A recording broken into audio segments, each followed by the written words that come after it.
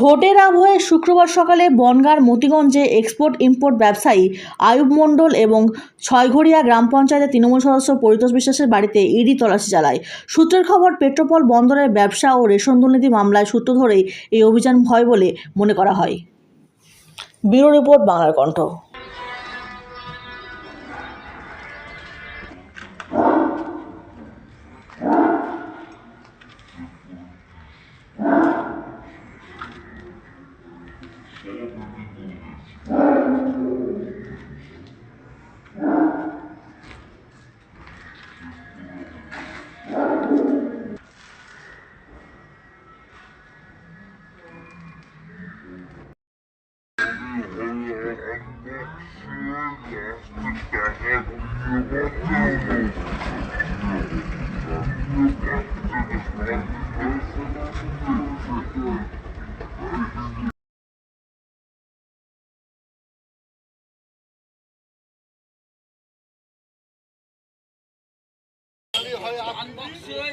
টাকা দিয়ে পাচ্ছে